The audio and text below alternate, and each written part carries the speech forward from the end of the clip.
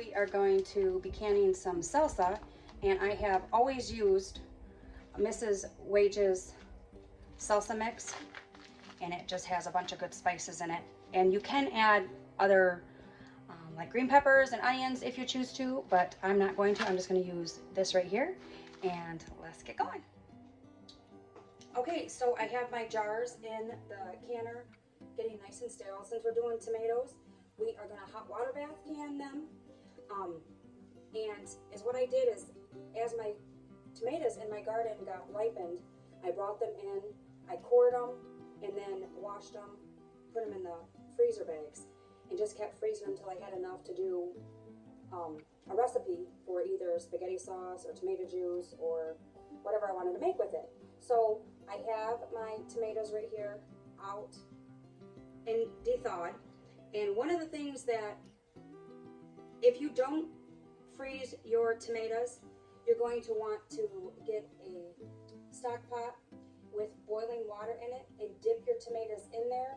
First core them, and wash them, core them, and then dip your tomatoes in the hot water for 30 to 45 seconds.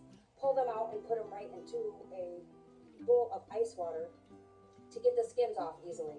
But with putting them in the freezer, these actually come off like, let me show you. The skins just peel right off. So you don't have to, look how easy that is. If I would have known this a long time ago, I would have frozen all my tomatoes. But back in the day, I did not grow my own tomatoes. I went to the farmer's market and got a bushel of tomatoes. I didn't grow my own. That one was kind of mushy. So these are not going to be like a chunky diced, nicely diced salsa. That's okay, because I don't use my salsa necessarily for just chips. I use it for, I can make taco soup with it. I can put it in my chili, which I really like it in my chili. You can flavor your ground beef with it, or your chicken, or anything like that. So I'm going to get this done, and then we'll go on to the next step.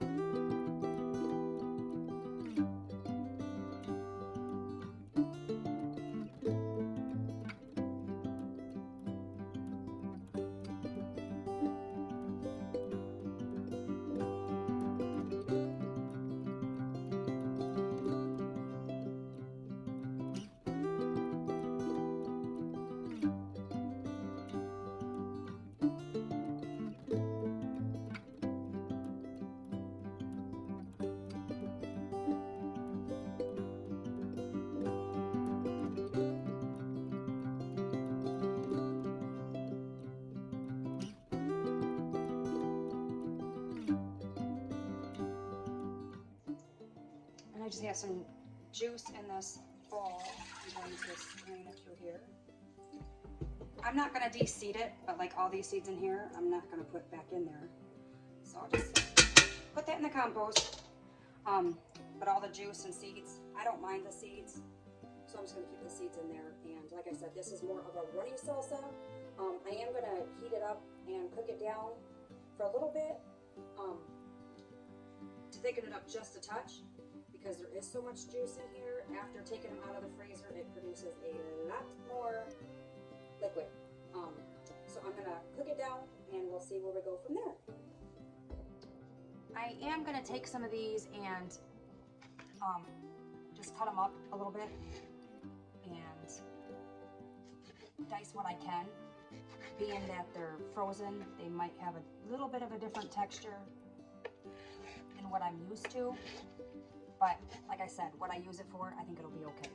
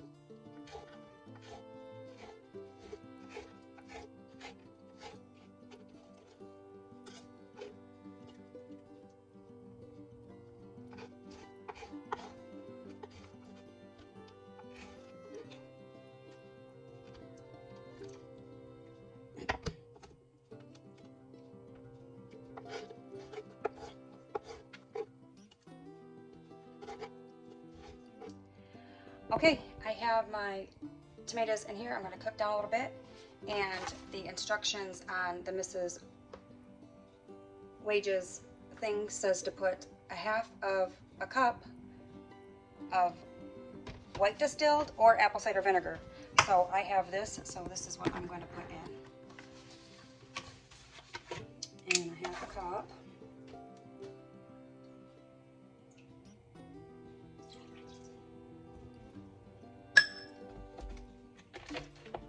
And I got my jars and my hot water bath canner.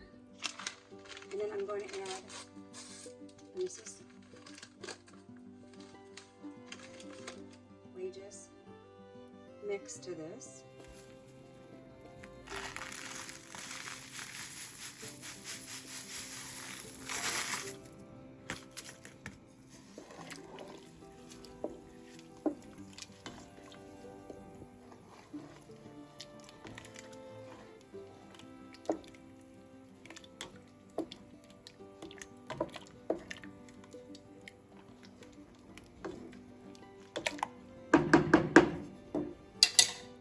the instructions say that the stock pot that you want to use, do not use aluminum. Use stainless steel or something because of the acidity in the tomatoes will react with the aluminum.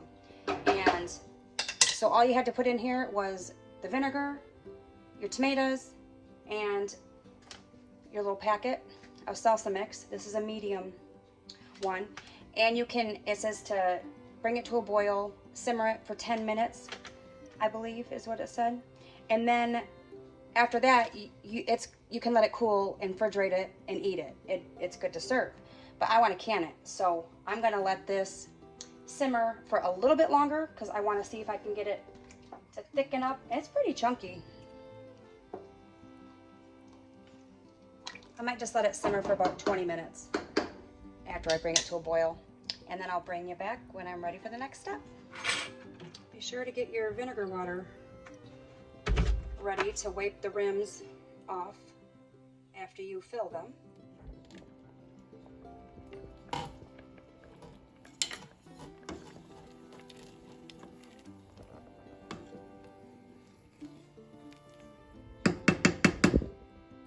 I have my vinegar water for wiping the rims, and I put some of the boiling hot water from the canner in here. I'm gonna put my lids in here. They say you don't have to do this anymore, but a lot of people have been having issues with these not sealing, and they're saying it's either they're generically made lids or I don't really know what the culprit is, but I'm just gonna take this extra measure and warm them up in here. And the instructions say that this takes, it'll make about 5 pints. So let's see if we get the right amount.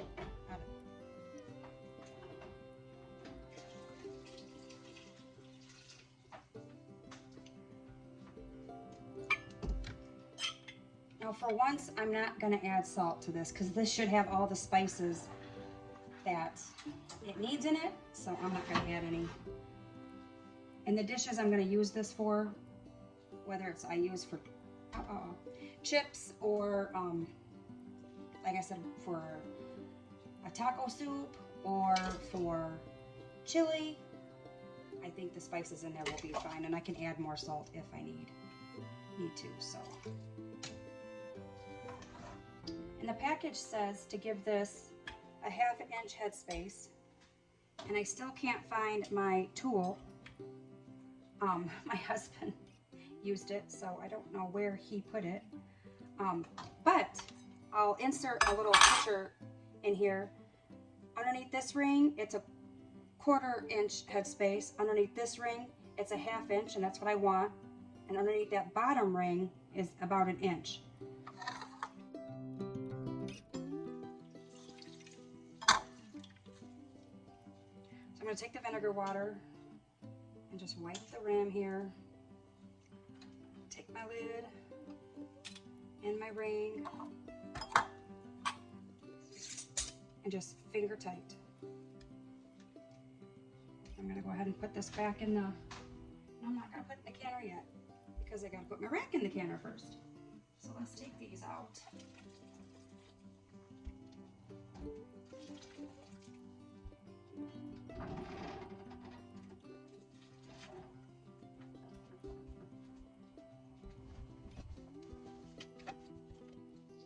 Now this is the rack that normally comes with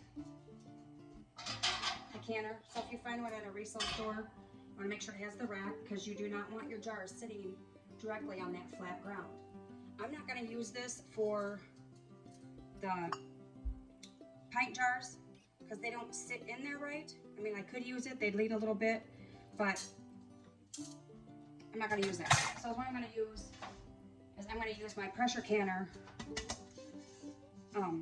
rack and just set it down there at the bottom, and it will float on down there. And then I'm going to start putting my jars in. That looks so yummy. Let's get the rest of this done.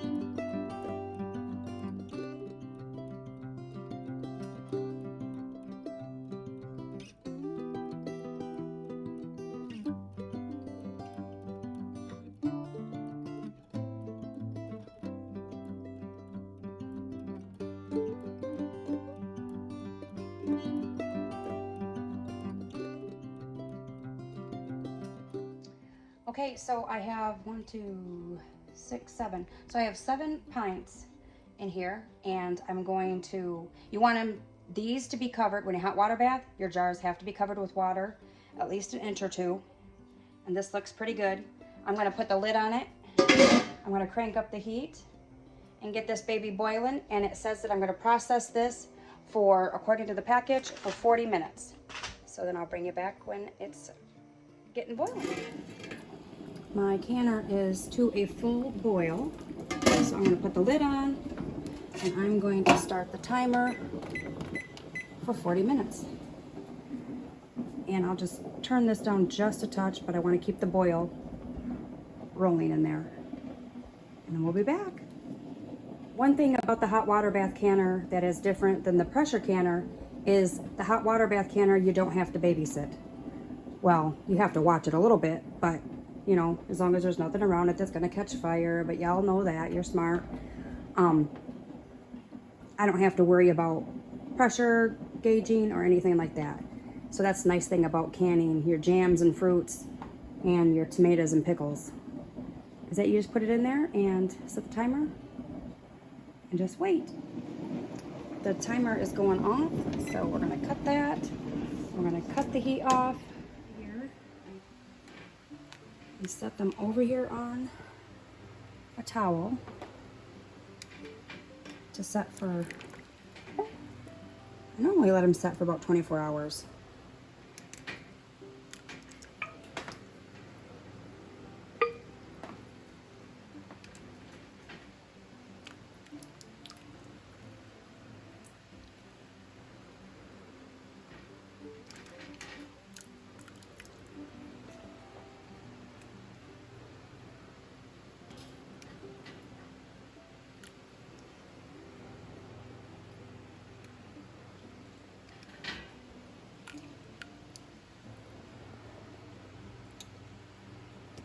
And there we go.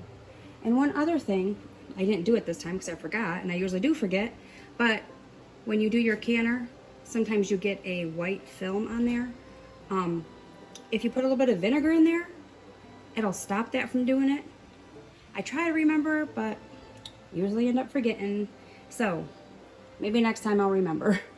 Thanks for watching. Be sure to like, comment, and share. And don't forget to subscribe. God bless.